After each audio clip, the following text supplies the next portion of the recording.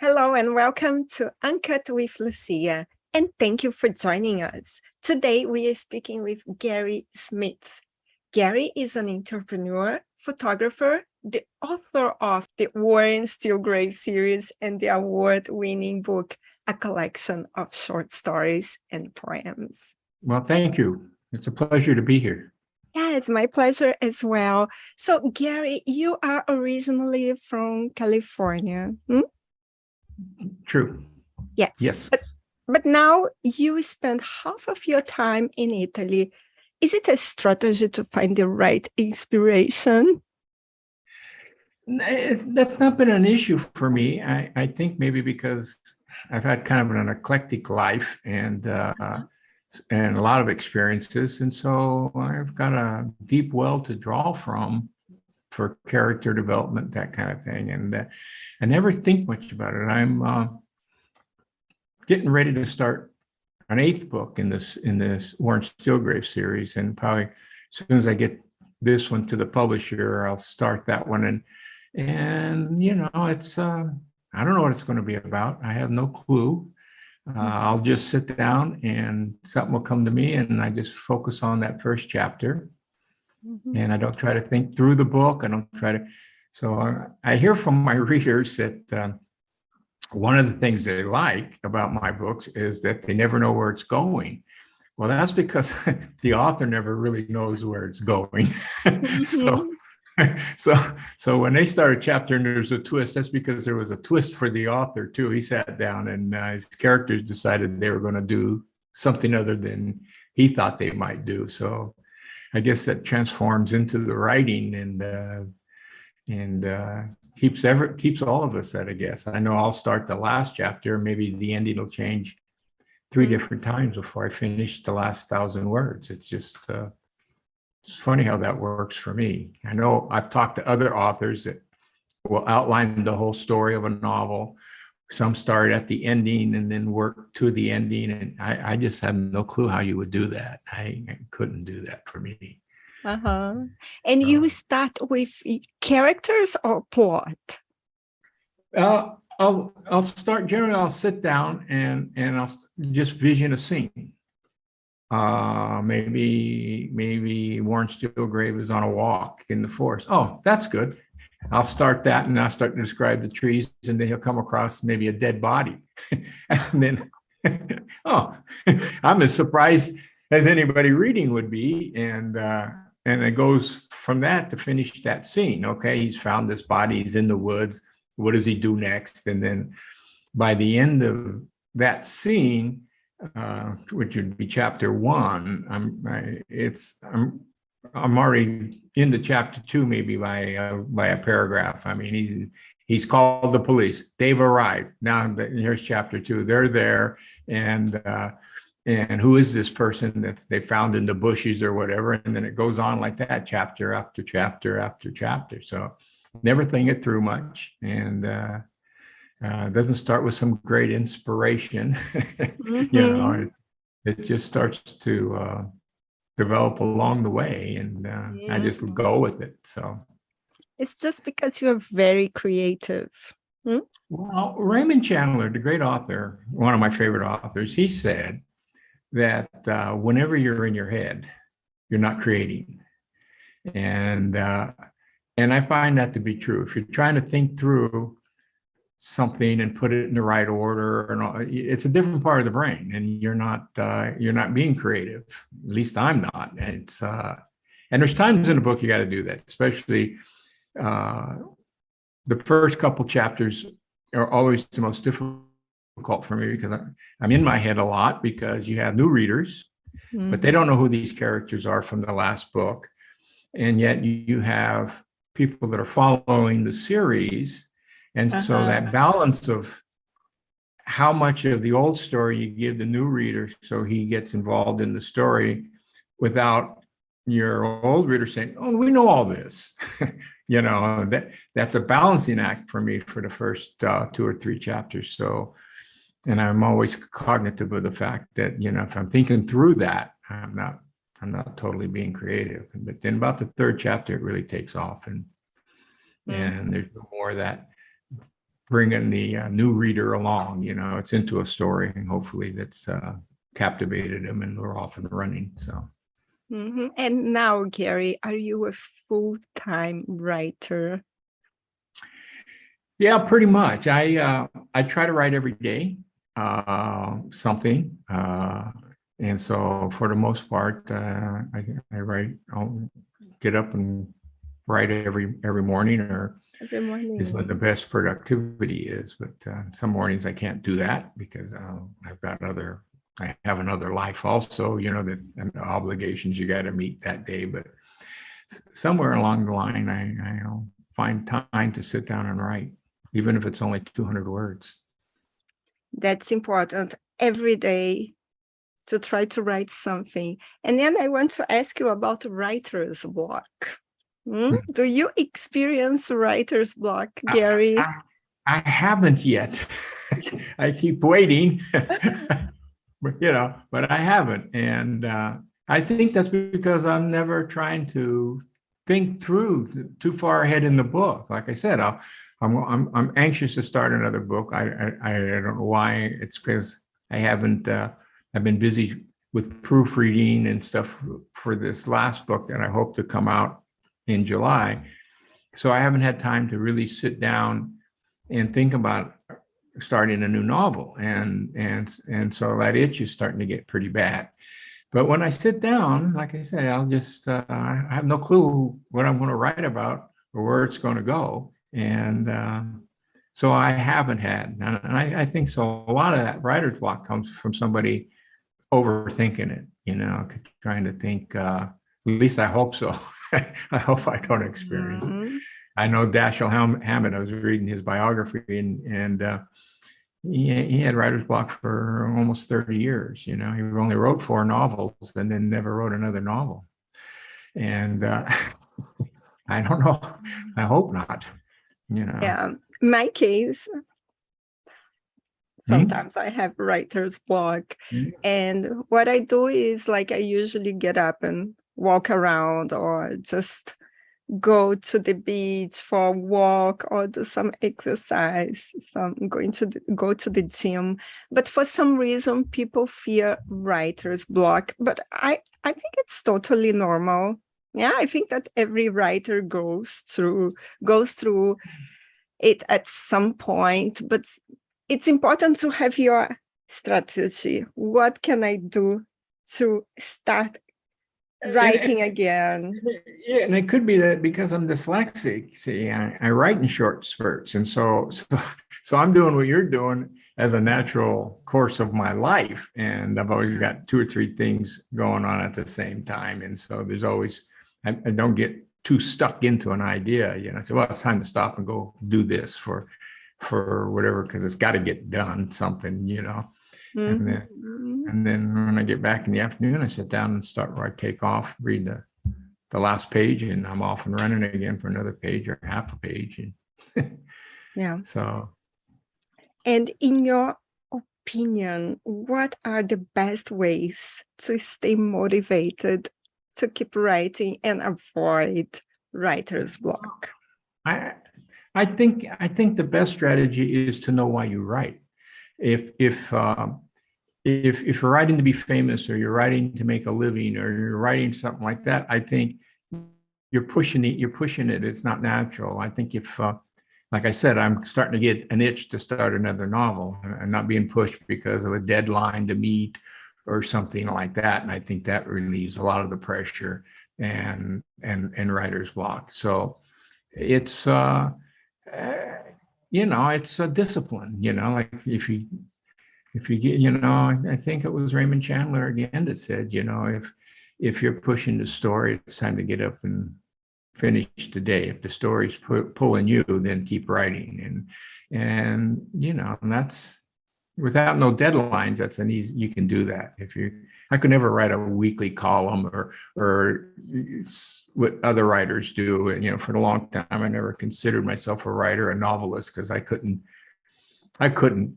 every morning know that I got a deadline by Friday to finish a column or something. I admire those people that can do that. I could never do that.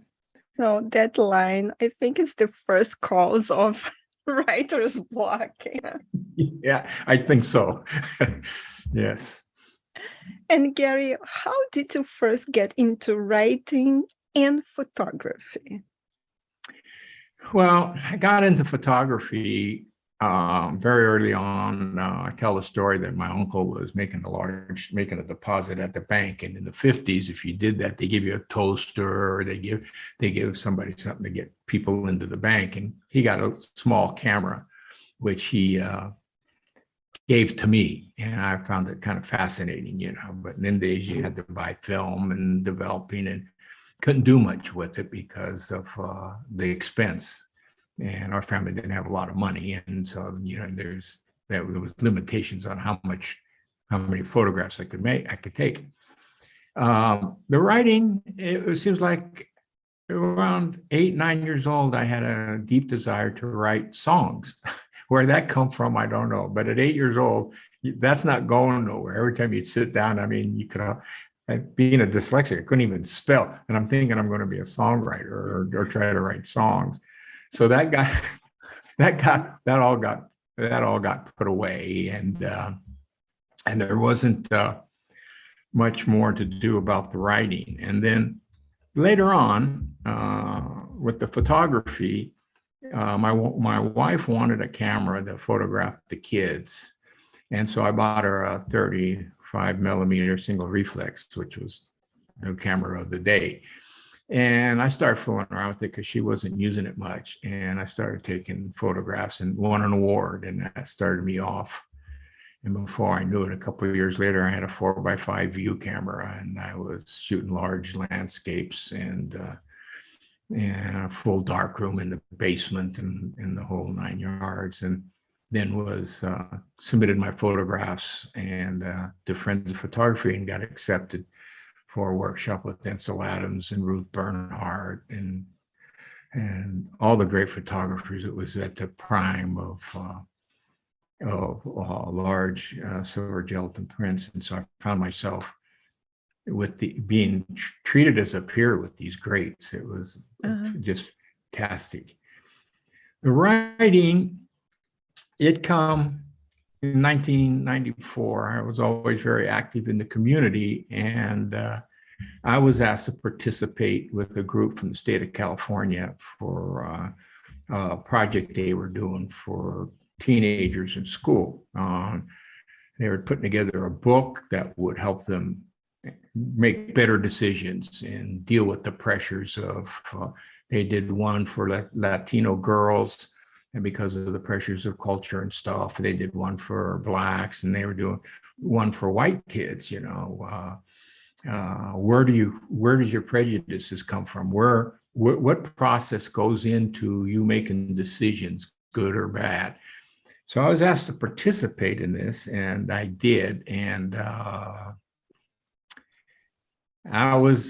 the first meeting, they flew me down to LA, and as they went around the table, everybody was a chair of this department at UCLA and the Dr. So-and-so from USC. And it comes to me, and I'd never gone to college, and Gary Smith's electrical contractor, and I'm thinking, what am I doing here?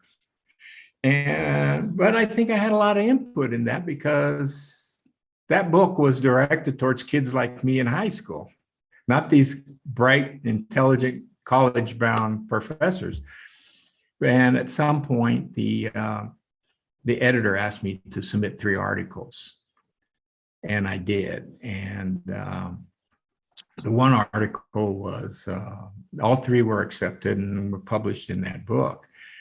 And so at the end of the conference, when the books were going to be published, they had us all come back and get our plaque and whatnot, and a thank you. And everybody who had a hand in this book, there was maybe 50, 60 people were there for this luncheon.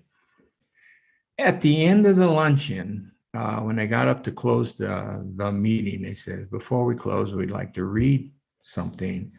And they read the story that I had submitted about the death of my son, and how I had to make a decision as I held him in my arms and he was dying. He only lived a day. And as we sat there, I made a real connection with this child, and my business was in trouble. It was about to go bankrupt. And it dawned on me, I could go home and deal with this grief in a dark room and let my business fail. And it would always be his problem for eternity, that everybody would say Gary lost his business because of the loss of his son, and he'd have to deal with my failure. And so I decided that wasn't going to happen. No matter what was going to happen, this business wasn't going to fail, because he wasn't going to be the blame of my failure. So they read it, and then at the end, they closed the conference. And as we were leaving, I was kind of embarrassed, and I was gathering my stuff to get out in a hurry. A gentleman come through the crowd and says, "Gary, hold up." And I stopped and turned, and he was a little emotional, and he says, "I just want to thank you for what you wrote. I too am going through the same situation, and it's changed my perspective on how I look at that." Turned and walked away, and that's when I knew I would write, and why I would write, because it does and can affect people, if you put emotional things like that in. Yeah. So that's how I come to writing. And wow. Then so I knew I had a voice. But I was still struggling in business and raising a family, and didn't really have time to write, and kind of put it away.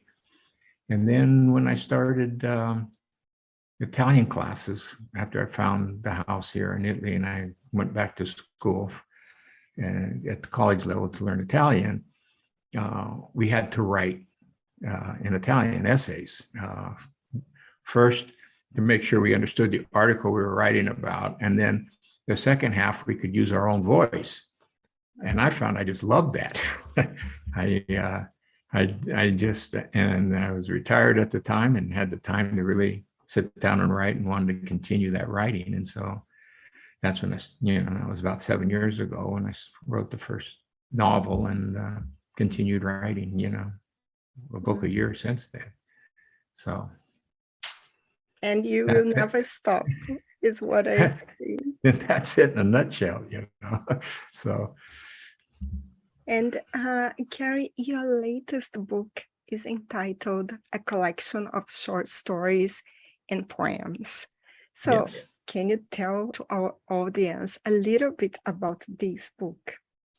Yeah, it was a challenge for me to do 24 short stories, one after another, because, every between 1,000 words and maybe 8,000 words, you're starting a new story, new characters, new everything. And yet I wanted to expand beyond the Warren Steelgrave series and put together a collection of stories. And as I got through about the third or fourth story, I realized there was a trend through the stories, and it was being human. That so many of us hide stories, like about my son's death. We keep them private. We don't share ourselves with people, and we think we're the only ones dealing with these issues, and we all are. So there's a story in there about the house. It's actually about this house that I'm living in here in Italy, that's 500 years old, being haunted. And this one is, but it's a friendly spirit. So I'm glad about that. It only comes to visit once in a while in the middle of the night downstairs, and never has come upstairs. But these are things we've all heard about and dealt about. I was surprised how many women didn't know about a grandmother moon and its representation. And so there's a story about a girl that's abducted, and she's in a basement, and she never ever seen herself as anybody could kill anybody or harm anybody, or well, she gets kidnapped, put in this thing with her greatest fear, rats in the corner, and how quickly she overcomes both the rats and stuff, and makes a weapon. So when this guy comes back through the door to kill him, which she doesn't have to do, she gets saved, but she has to deal with that. finding a part of her. The most of the story, I mean, that's the story, but what it really signifies is a human that has to see themselves as a way that they've never had to look at themselves, never knew that part of their personality or them were there. And so it ends with her, coming to realizing that with her boyfriend, and the moon's rising, and he said, "Oh, look, it's a grandmother's moon," which in the native sense, people don't realize how powerful the moon is to a woman's spirit. They're even finding out now that Stonehenge it's more, it's a calendar, but it's more about the phases of the moon, and how there's this philosophy that the sun provides life, but it's the moon that provides the development of the seed and gives us life. And a woman's cycle's tied to the cycle of the moon. And my grandfather used to always watch the moon phases to plant seeds and that kind of stuff. And so exactly, yeah, the moon also influences the pregnancy. Yes, no, it's and it's just starting to realize how that is. And so native tribes, when a woman was really having problems, deep depression or whatever, they'd do a ceremony on what was called the grandmother's moon. It would be a full moon. And so, I was surprised how many people didn't know. They would have to look up grandmother moon, and they would. And it's, I need to read more about it. Yeah, it's a very powerful phase for women. And so each of the stories has some context in it like that people have to deal with. One, it's an aging woman who marries a student from her high school, and then because of her age, she can't get pregnant, and they have to deal with they both wanted children real bad, and it just wasn't going to happen for them, and the effect it has on their life throughout their relationship till they're older. And so, one story is called The Writer, and it's about a day in the life of a dyslexic writer. Yeah. And so it's I think each story, as people go through it, at least I've been told by people, I was surprised how well received it was. Mm-hmm. But as they go through the stories, they identify more with some than others, but they have to sit back and contemplate a little bit about what they just read. So they seem to be enjoying the book. Yeah, sorry, I interrupted you. No.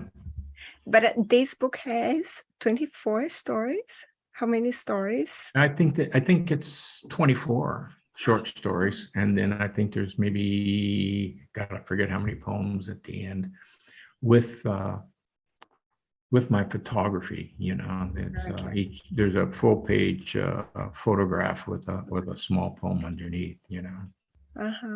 And it has poems. So my question for you is, do you think that it's necessary to fall in love to be able to write poetry? Well, it depends on the poetry. Ezra Pound didn't have a problem, anticipating, writing, his cantos and stuff, and taking Chinese poems from ancient times and translating them into English. And so I don't. It depends on the style of the poem and whatever. I would never consider myself a poet.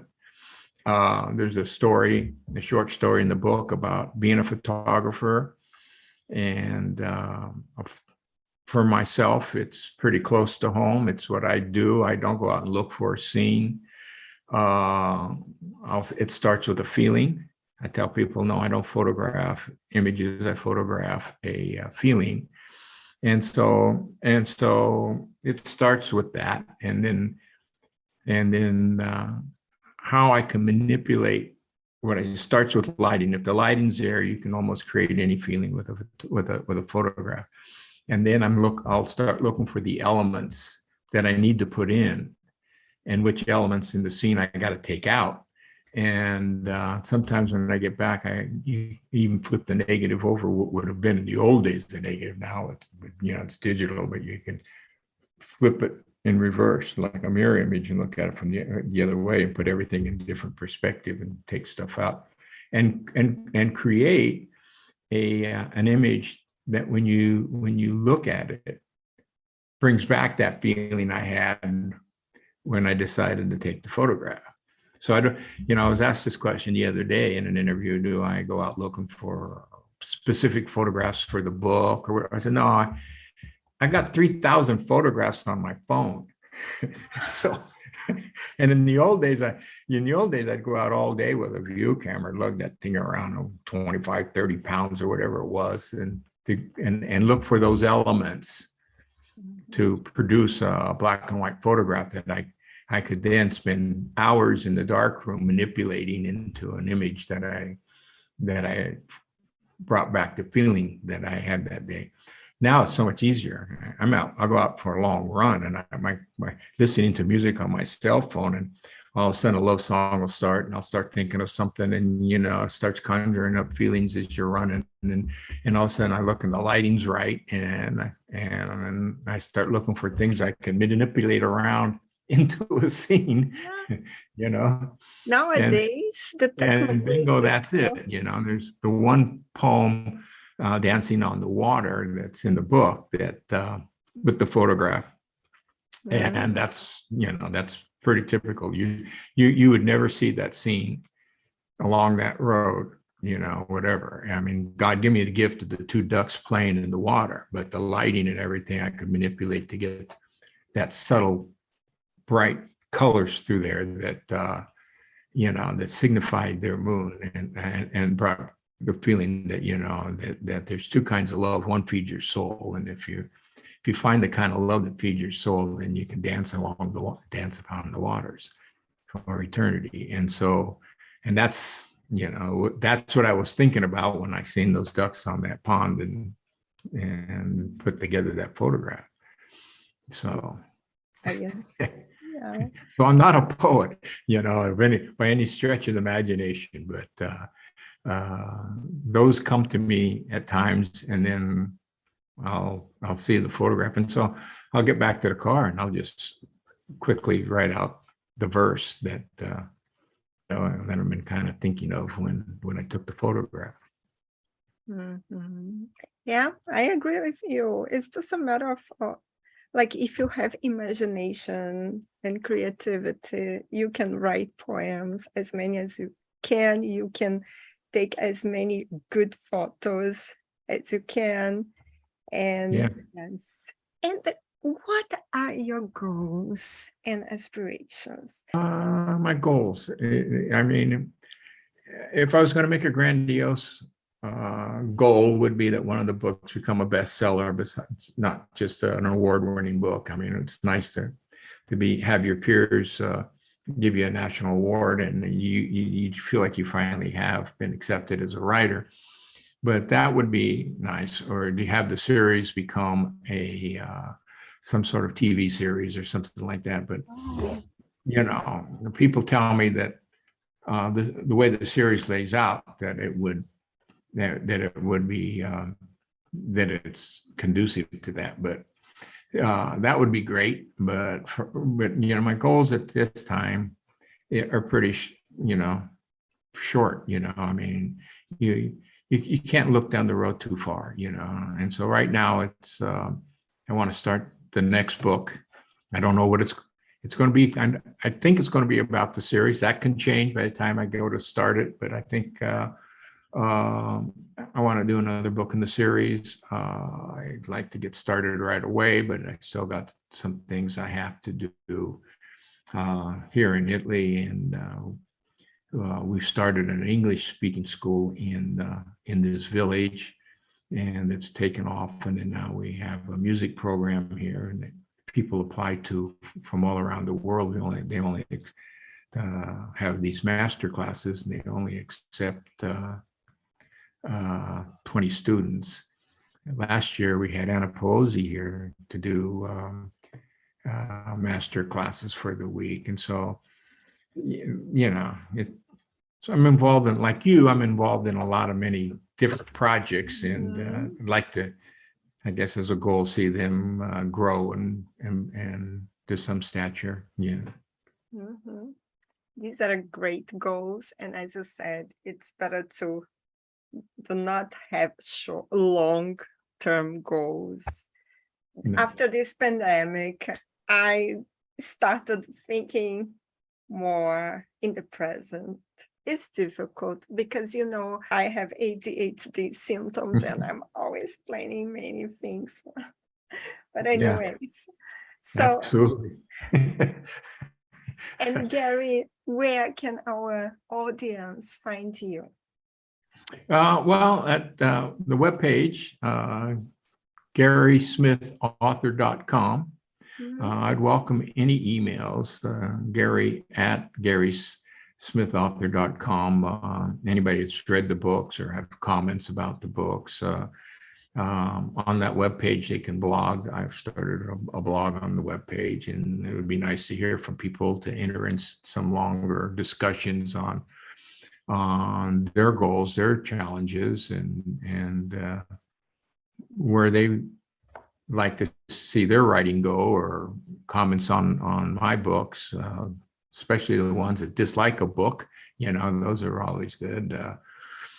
So they can get me there, and I can't remember what my Twitter account is. I'm not. It's G_Smith author. Okay, There we I go. know. Is this because I'm following you? Can you show us your book cover, please? Show the book. Okay, we'll see if we can make this work. Yes, I can. We can see it. A collection of short stories. And these, can you just put a little? Yeah. Yeah, let me show some of the photographs in the book. Whoop. Yeah. Beautiful. This was taken in Italy? No, these are taken near home. I've got a photo book out that are all photographs from Italy, but throughout the book, there's photographs that some from France, some from England. I will be writing the scene, and then when I'm going through the proofreading, I go, oh, I know. I can remember there's a photograph from England that'll help with this scene, or like they're going into the Galleria in Milan. A lot of people don't know what that is, It's Right. I got this color photograph of the mosaic floor and the dome and the ceiling, and so that the readers can get a little sense of what it's like to be in Florence or be in Milan, and so Beautiful. And Galleria Vittorio Emanuele. see, See? yes. Yeah. The first time you walk in there, you go, whoa, right? And in my first book, the girl almost falls down, and he's laughing because he can't wait to take her out the backside to see the Duomo, and you walk out into the piazza, and the Duomo's there against a bright blue sky. And so both of those photographs are in black and white, but they're in the first book, and then the Galleria is in color in this last book. We are going to publish one of your photographs or one of your photos on the e-magazine. And I would like to say thank you for your time, for telling us stories about you, and thank you for our listeners as well.